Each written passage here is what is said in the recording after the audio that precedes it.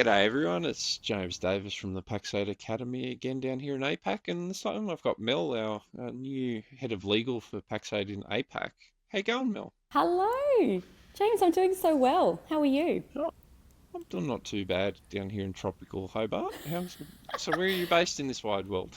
I'm in Brisbane. I'm in the Brisbane HQ for Pax8, and I must say that Brisbane actually got the memo that it's winter, and we're like a little cold, relatively. I'm not going to give you degrees because you'll just laugh at me, but it's fresh out there today. Well, people work better in the cold. There's better thought processes apparently. Oh, I didn't know that. Well, I've got you here today for a interesting topic, and I've seen you've been active on LinkedIn and doing quite a few interviews around it. But there's the Privacy Act changes that are coming up in Australia, and I thought, why not dive in and ask you a very simple question around it and go, what is it and what's changing? Right? It's a lot. And it's also not as scary as it might first appear. So, in Australia, we've got legislation around how businesses need to work with and hold and collect and protect personal information. So that's going to be your obvious stuff, your names, your numbers, the information that you have that's personally identifiable about your customers. That can extend to sensitive health information and banks and all kinds of, interesting bits and pieces for different industries. But very largely, it's just those personal, identifiable, unique characteristics and the data that we hold. So all businesses have to comply with this Privacy Act. It got really beefed up a number of years ago, and there was an introduction to the law around the National Privacy Principles, or the NPP, and it was really setting the stage for Australia to lift its game. And at the same time, you may have heard of the ominous GDPR, my word, the privacy law that was heard around the world coming out of Europe. That is quite the beast, and it dropped in 2018. And companies that interfaced with customers based in Europe were all of a sudden really quite overwhelmed with the extra levels that they had to go to: security, storage, policies, procedures, to make sure they were complying with the law. And the fines were and still are absolutely enormous. Now, as far as I know, Facebook or Meta, they've been smacked with a massive fine from the EU for breach of the data protection laws there, and it's in the billions. Now, look, is that something for them to turn their head, or is it just a fly? I don't know, but it certainly sent a message that if you're not looking after people's personal information, there are going to be consequences. And even if you're based in Australia, but you're working with customers or end users that are in the European Union or likely to be, then you are caught. So the world just expanded in a massive way around 2018. Things have settled down since, and largely corporates have figured out how to make their way through in the lay of the land and to lift the game. Now, the Australian government is lifting the bar again. This is coming out through an amendment to our Privacy Act. We're speaking in July. August, so next month, it is, there's rumours, there's kind of the telltale signs from some of the backdoor channels in the legal industry that this is going to go ahead as planned. And the big amendment that's coming out of it is to remove an exemption for small business. So at the moment, small business, which is defined, doesn't have to comply with the full range of the privacy law and the Privacy Act. There are some exceptions if you're dealing with health information, but there's been a little bit of a free range for a while, because I think the government understood that even though the European Union was stepping it up and that we wanted to play at the world stage, it was just so much of a lift, too much of a lift for small business to have those procedures and policies, and to have an internal privacy officer, maybe even a legal team. It's just significant, and it affects that bottom line. However, the good times are coming to an end. It now appears that small business exemption is going to be removed, which means that for the first time, small business in Australia is going to have to really take privacy law seriously and try to find a way for it to be fit for purpose for their business. The key to this is actually this is why it's not so scary. It sounds scary. However, there will be a little bit of time. There will be a bit of a grace period after the law comes into play, probably next month. And there will be industry bodies and hopefully government support starting to speak about practically what this looks like. We also can look to the European Union and companies and small businesses based out of Germany, based out of the UK, oh well, maybe not the UK, but based out of France and Spain. And we can see what they've been doing, because they've been doing this since 2018. So we can learn from some people. And I'm certainly learning and using my networks, even within Pax8, we have my counterpart, Legal Eagles over in EMEA. We can learn and try to share how small businesses are doing it there and how it's going to affect Australian small businesses. So that's the lay of the land. It's a big shift. To me, it feels like perhaps how small business felt when GST kind of came in, Y2K even, these big watershed moments where it's quite a step up.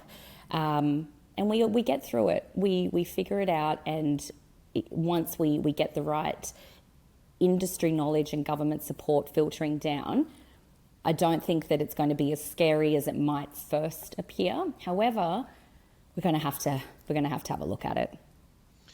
It's a good thing that the small business exemption's being removed, because it's like 98% of the businesses in Australia fit in that under that current exemption. So it is going to be quite a big change.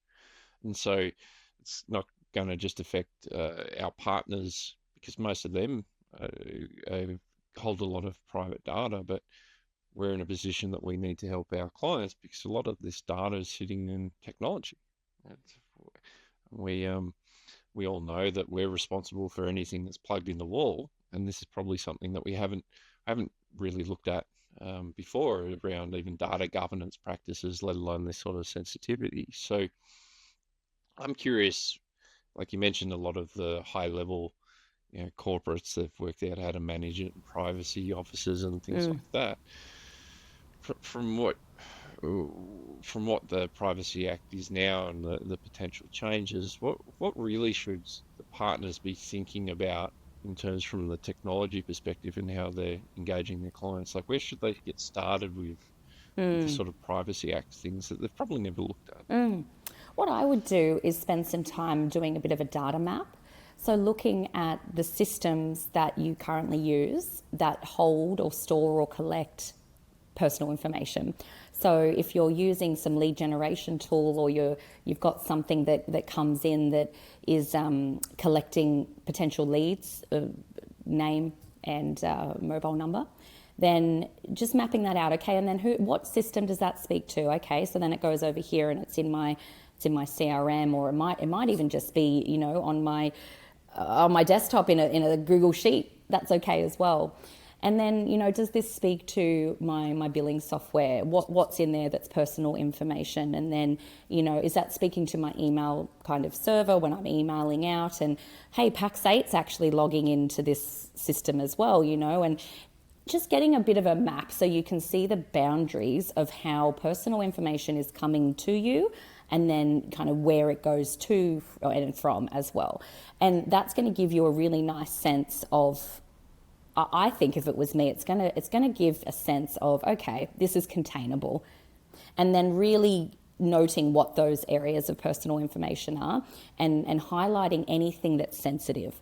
So if you have to take a risk-based approach and you want to hit the big ticket items first, if you're at any point dealing with health information, or even things like passports, passport numbers, biometric information, I'm trying to think of an example where that might come through, but in the B2B space, it's less of a concern because we're not tending to hold that kind of information, but still something to think about in case you're working in those industries. And then once you've got the lay of the land, I'd start to get some policies around it. Your privacy policy you need to have one. It needs to be on your website, and you can find a million examples of them. You can buy them as a template. You wouldn't want to be spending more than a couple of $100s for something pretty decent. There are really, really great companies, Australian law firms that provide and productize their templates. I can think of Business Kits with a Z is a great one. Found Legal is another. Legal Kits with a Z. That if you were to even just Google, privacy policy template, you want to make sure it's an Australian aligned document, couple $100, plug in the variables, looking at your map and going, yep, this policy says that we collect it here and here and we use it for these purposes. Is that correct? Yes, it is. And then you're kind of good to go. The thing that might get people into trouble is if there's a data breach, and it happens to the big boys and girls. We've seen, oh my gosh, it's every day. I think we're getting a little desensitized, but if it can happen to Optus, Medibank, it can happen to anybody. And putting in place those security measures to try and avoid that kind of, ransomware attack, essentially trying to lock you down and, hey, we've got your database and you can have it back if you give us some money. I actually think that our partners are best placed out of anybody to know exactly what they need to do to protect themselves, which is such an amazing gift and a skill that you already have.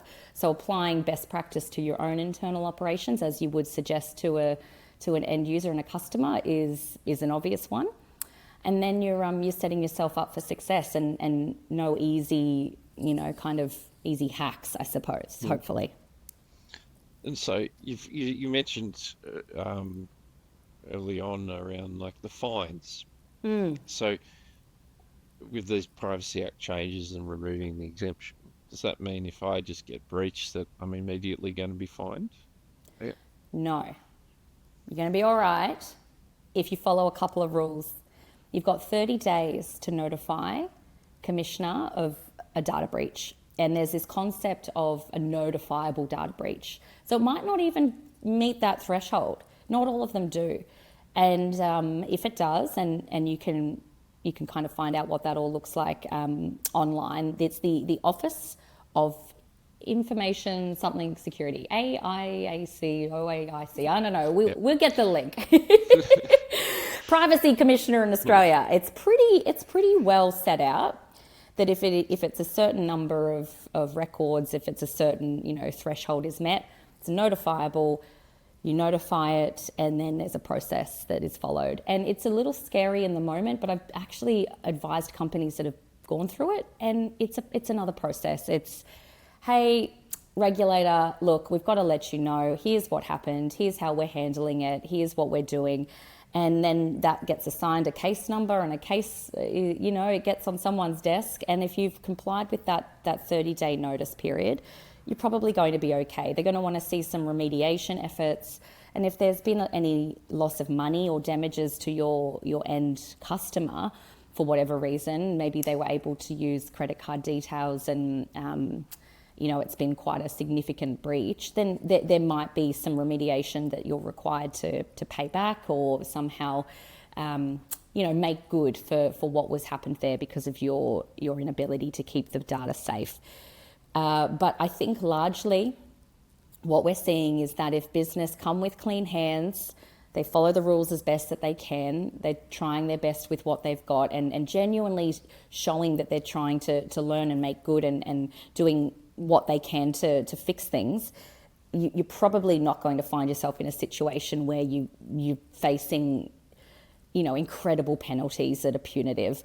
And to be honest, the Commissioner is, like so many regulators, they're underfunded and they're understaffed, and they have to go after the big fish, and they want to go where there is impact, and there can be fines and penalties that send a message to big corporates to look after and be serious about personal information, but then also to get decent fines and penalties to help fund and staff and support and educate the wider business community. So, I don't mean to be super cynical about it, but it's not about trying to necessarily come down with a massive hammer on any small breach for small business.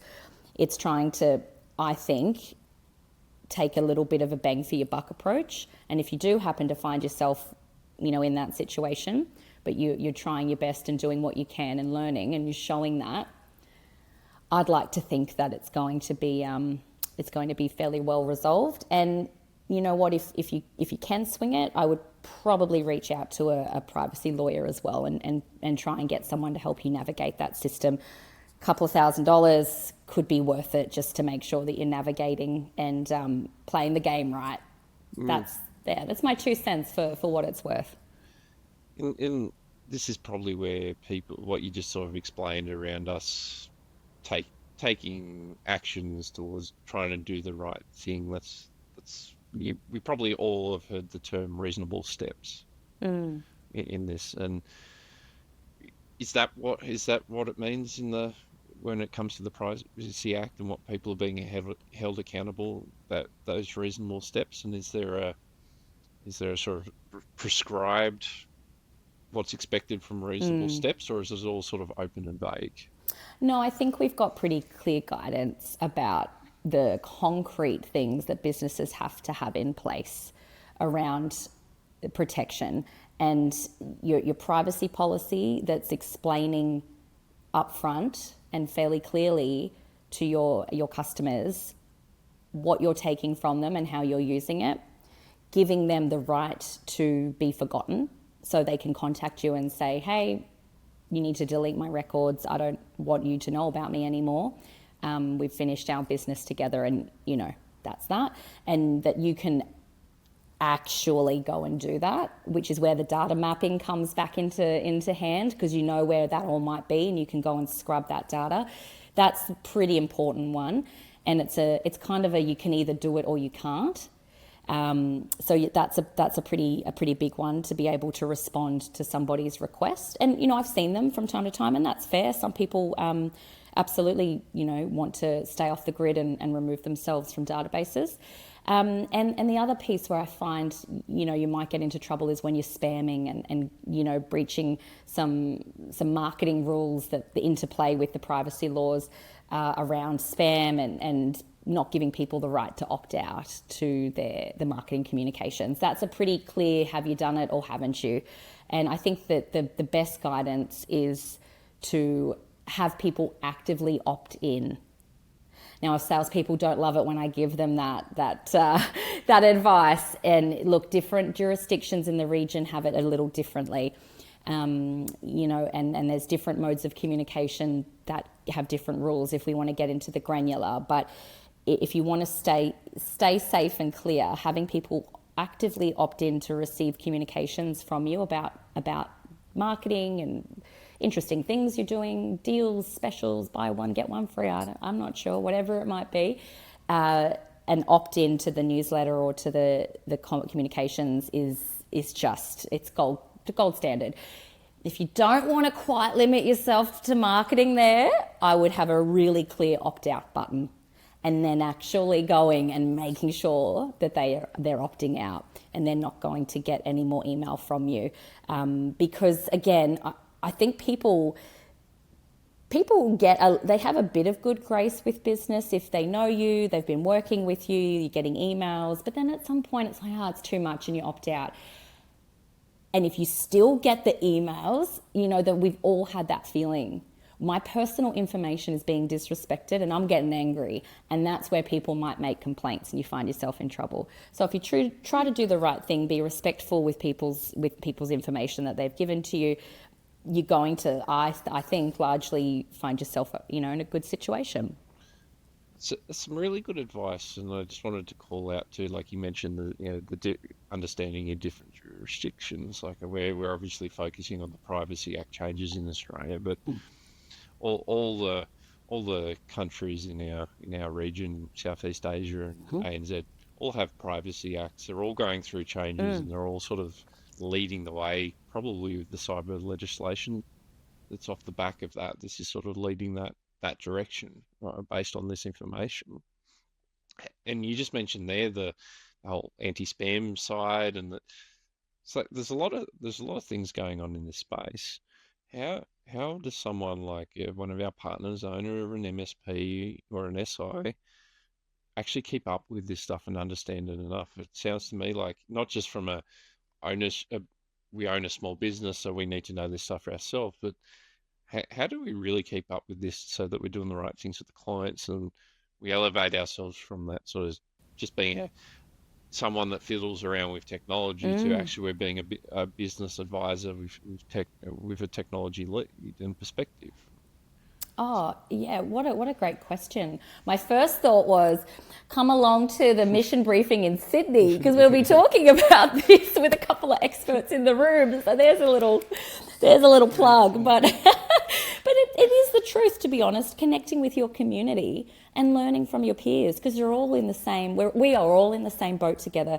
And yet Pax8 is as well. And yes, it's a bigger beast, and we have our own internal legal department because there's the resources to fund, expensively annoying lawyers like me. But it kind of is the truth of it. And at a certain point, when a business gets to scale, you want to be taking a very good look at what value you might actually have from having your own internal lawyer, or maybe a part-time one. Or even there's a bit of a trend in my industry around fractional GCs or fractional legal counsel, where you really do have your go-to lawyer, but you're not paying that hourly rate that just stings you. So you do feel like a sense of I can call them up at any time and they're not on the clock. And that's something to look into. And if anyone ever needs the recommendations, I've got them out the wazoo. So there's great people and they understand tech in the industry as well. And I'd get serious about looking at the support that you might want to invest in when you can or when you're at scale. For some of our smaller partners, or even our solopreneurs, just kind of out there kicking it, doing it themselves, it's community and it's leaning into the content like, leaders like yourself and others are putting out, and spending the time doing a bit of the homework, listening to the podcasts or audiobooks or whatever you want to do when you're driving home from work, or connecting in with LinkedIn communities, connecting in with your peers, and going to events and asking around and learning from each other is I think always the best way to go. And from what I gather, it's a very incredible community that you've been a part of creating, James, so that people do feel like it's a bit of a safe space to put your hand up and say, oh I cannot keep up with all of this. Where do I start? And someone might have a suggestion, maybe, hey, check this out. Hey, did you see James had a podcast with some lawyer and they were talking about privacy policies and she said, go and see, you know what I mean? Like the network is real, and I would tap into that if I was a bit unsure. And then spending a bit of time deep diving will pay dividends because this stuff's not going away, and it's only getting more complicated. And I think that, like all things, it feels overwhelming until we spend a few hours. And once you get the lay of the land, you're like, oh, okay, so wait a minute. I've got to do a privacy policy, a bit of a data map, right to opt out, don't spam my people, be extra sensitive about any health stuff or, particular sensitive information I've got. Security, oh, okay. Oh, yeah, all right. I reckon I can probably swing that. But if you're not kind of spending that time just to get your head in the game a little bit, it's going to feel very overwhelming. So yeah, it's like all new things. It just sucks to be a beginner, but you kind of have to do the sets and the reps and do a bit of consistency to get your head around it, and lean on your peers and your colleagues as you're learning. I think it's very sage wisdom there, especially because a lot of the partners out there are the smaller companies. There's a lot we've got to get our heads around, but we are a very important person for our clients, and we can't expect to be experts in all our domains. And what you just said there around building that ecosystem, even if it's more formal, and you partner up with a privacy lawyer, you can probably arrange something with them to help you, and you've got 20, 30, 40, 50 clients that all need this, and there's a way that you can both grow together in that area. Then you don't need to be the expert, but you're Yes, seen as a very valuable person because you've brought the expert to solve the problem. You've I love identified it, that. you've shown it, and then you've brought the solution. You don't need to be the solution all the Yeah. time. And I think that's a really good point around like just building that community up around you, because what matters is our clients. It's Oh, that you just nailed it, James. It's like you do this for a living or something. But there are small business privacy lawyers, commercial lawyers that focus on small business issues of all types, including privacy, that would give an arm and a leg to have an intro to your clients as a partner, to small businesses around the city or the state or wherever you're servicing. You mark my words that you meet, you connect, and you say, hey, look, I've got people, 20, 30 people, I could get in a room. Can we, organize something, throw in a few drinks, ask questions, open forum, fireside chat? They will do that for free. They might even pay you for the opportunity. And that is win-win-win, because you're getting the expert in the room, you're value adding to your customers, you're learning as well, and like you said, you're seen as a connector and someone who's building as well. So there's a huge win-win business opportunity there. And if anyone wants to know any interesting privacy lawyers or small business lawyers in Australia and New Zealand, just hit me up on LinkedIn, because I know many. Some really great eggs out there, and a lot of big law trained lawyers that got real sick of the culture and the 6-minute billable kind of unit, and have started their own practice. And you can get access to exceptionally well trained lawyers for a very good price these days, because they just want to do their own thing and run their own small firm. So that's a really cool trend I've seen in our industry over the last 10 years, and really after COVID as well. I think there was a real shift in how people want to work and share their knowledge. So you're getting my brain sparking on that one. I reckon I could get a cut out of this too, James. I'm curious. We've been having this conversation, and I'm not the brightest person in the world, and I've been understanding everything you've been talking about. And it's a very complicated thing. There's legislation. There's a lot of moving parts, but you've framed it up very simply. How can you do that? Like, what are some tips for people that are typically very technical people that do have the sort of level of knowledge that you're doing? What are tips to like actually converse to dummies like me so they can understand these sort of concepts? Look, you've got to meet people where they are. And so much of my success as a corporate in-house lawyer, I think, has been because I've been able to pitch and communicate my message to the person I'm speaking with where they are. And that's to be, that can be in writing, that can be speaking, that can be, all types of communication. I think it's a skill that I've developed over time. There's humility that comes with that. You come into a room not wanting to be seen as an expert. I don't need to fluff my feathers talking about fancy this and that and using all the fancy legal words. I don't think that wins you any friends and influences people, and it has the opposite effect. What I know about my knowledge is solid. I got that. I don't need anyone to prove that. I got the job, I got the degree, I've got the runs on the board.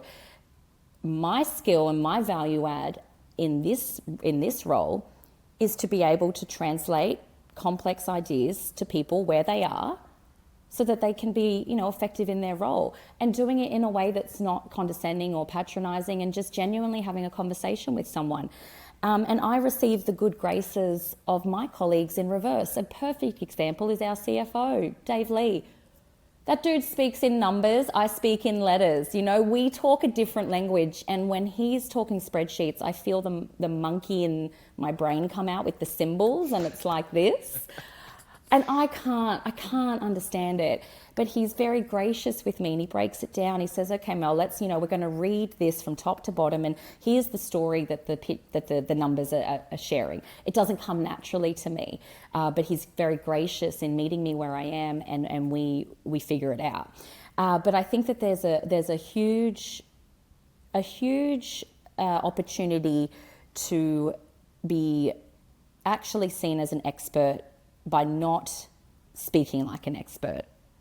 If you're able to meet people where they are, and if you understand your stuff well enough to communicate it to a person at any level, and I think it's Einstein that said if you can't explain it to a 6-year-old, then you just don't know it very well. I think that's really true. So that's how I approach my work, and that's my philosophy for being a really effective in-house lawyer. It seems to be working. And the conversation we've had today, I had earlier this week with an expert privacy lawyer who lives and breathes this stuff, and we were able to speak in acronyms and shorthand, and it was a different conversation. And I know that I'll be having this conversation at an executive level with Sharpie in the room, and he gets it and he's read it, and he's quite an expert of his own. And so we can have a different conversation. If I'm going to speak with my nephew this afternoon who says, hey, Auntie Mel, what did you do today? I'm going to say, I spoke to somebody about how they need to look after the special information they have about their friends. They have to look after it in a good way, make sure that they don't just leave it out on the table for anybody to see, because the government has some rules about that. And if we want to follow the rules, this is, what we have to do. So they might go, oh, okay, whatever, that sounds boring. But I actually did have this beautiful 5-year-old nephew in my life once asked me what a lawyer does. And I said, well, you know what? People come together sometimes and they make promises to each other. And Auntie Mel just makes sure that everybody keeps their promises. And if they don't keep their promises, then you might get in trouble and you might get a nasty letter from Auntie Mel. And that's what I do. And I thought, you know what? I reckon that also just meetings. Just meetings. I think that just about sums it up. That's some really good, a really good explanation of what to think about. And as you were talking that through, my brain went to, you need to practice. You need to actually go out and actively have these conversations and see what works, see what doesn't, and reframe. And I think that's where most of us, especially the small business owners, we're flat out, we're putting out bushfires, we don't proactively go out and have as many conversations like this as we should. And I think we make excuses why we don't do it, we get in our own way, we don't do the podcast, we don't try and present it in front of clients, we don't go out and actively go and talk to our clients like we should. We're not going to get better if we don't do it. Totally. I'm sure if people think I do this well, which Yeah. it's a bit iffy, but Nah, you're a legend, mate. no. If But it didn't just happen. no, You didn't just wake up one day, smashing out LinkedIn content with awesome value that gets excellent reach. That doesn't, you have to go through the crap. You have to put out something that didn't hit with one like, and you go, oh, that's just, you have to go through it. I've been through it myself. Yep. You should see some of my early TikToks. Yep. That's bad. That's cringe. But we get there. It's honestly, I think about the stuff that comes more difficult or is not as natural to us. It's an opportunity to lean in and to grow. It's like going to the gym. I can think about doing squats. I can read about doing squats. I can daydream. I can map it out. If I don't actually go and do the squats, I'm not going to have the legs that I want when I go skiing in Japan next year. And I know I can say this because pretty much everyone that watches it, this is more on the technical side. We all, the people that are more natural talkers, that have that sort of gift of the gab, we all know they're all salespeople and they don't have much substance to them. Right. Naturally. So what they have to do is learn the expertise. We've got the expertise. We need to learn to talk. Yeah. So no one's born with being able to have all this knowledge and be able to talk about it to people. It's just not how it works. So yeah, we need to put the work in and put the effort in. Absolutely. Yeah, and play to your strengths as well. Not everybody wants to write on LinkedIn, but they really enjoy quick videos. Or maybe YouTube Shorts is the way for you to get some of your content out. Not everybody likes to have their face on video, and maybe they'd prefer to do a podcast that's audio only with short little snappy bits. Or maybe the writing is the thing and you love Twitter. Whatever it is for you to get your message out there and connect with your community, lean into those strengths. And be open to growing and learning if you don't love the public speaking, but you still, push yourself to host moderate a panel or ask a question at a big conference. That's always a bit scary. But you're pushing yourself, but also leaning into your strengths as well and doubling down. And if you're getting to that stage where, you do start looking at your next hire, thinking about someone that's got complementary skills is always a good thing to think about. Mm. It's been been an awesome conversation, and I hope lots of people have taken good information from this. I've learned a lot from this conversation Awesome. I'm today. glad. But as we wrap up, what do you want people to really take away from this session? Like, what do you think are the key takeaways? What do you think people need to run away from this session and go and do next? It's their next action. Ooh. Follow me on LinkedIn because I do post about this stuff in, bite-sized, digestible chunks. And I have a community of people that I can connect you with wherever you are, wherever you need to be. I love connecting people. It's like a pastime at this point. So connect with me, Mel Story. I've also got a little bit of content online under Instagram and TikTok at The In-House Lawyer. It's more geared towards early career and, law students and whatnot. But, there might be some fun, interesting stuff there too. Maybe not, I don't know. But LinkedIn's the one. And then go and maybe just ask ChatGPT. What do I need to know about Australia's new privacy amendment coming out next month?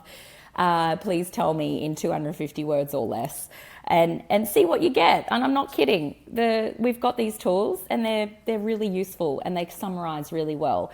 So maybe check in with some of that stuff, and don't be too scared. Just be alert but not alarmed. I like that. I don't think how I'd wrap this up is these are one of the changes that we, like you said, GST changed it. I know that completely changed the accounting industry. It created a whole bunch of new revenue, etc., etc. This is a catalyst for our industry as well to not just make more revenue and deliver client outcomes, but it's a good catalyst for us to elevate from that IT guy that just fixes the broken thing to actually having business level conversations and being a technology advisor.